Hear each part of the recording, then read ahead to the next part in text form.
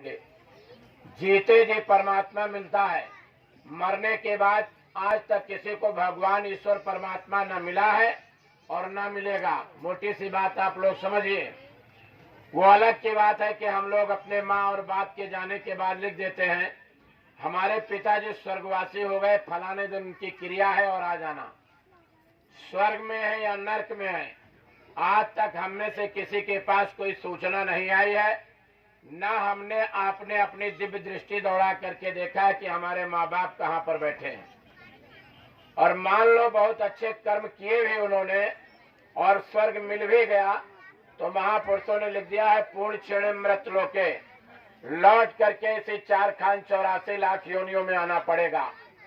यह तन कर फल विषेन भाई और स्वर्ग अंत काल दुखदाई।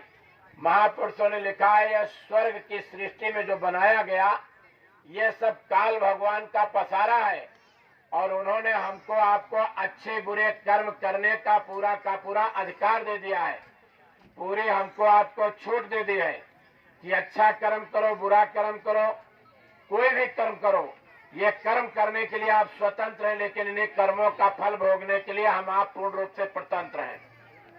हम आप माँ के गर्भ से जब पैदा हुए और इसी इंद्रिय नासिका से सूंघ करके पहली सांस लेकर के जैसे छोड़ा, उसी समय से हमारी आपकी उम्र और आयु कम होनी शुरू हो गई। एक एक करके श्वास की पूंजी हमारी आपकी कम होती चली जाती है, शरीर केवल बढ़ता है। बच्चा 1 साल का हो गया, 2 साल का हो गया, 5 साल का हो गया, 10 साल का हो गया।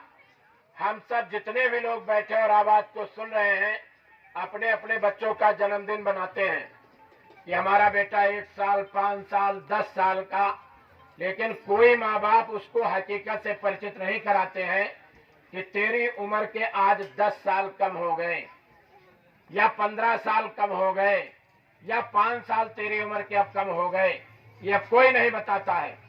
और यही चीज महापुरुष बताने के लिए आते हैं कि छिन छिन घटत शरीर जतन कोई बन नहीं आवा। धीरे धीरे श्वास की पूंजी खत्म होती शुरू चली जाती है।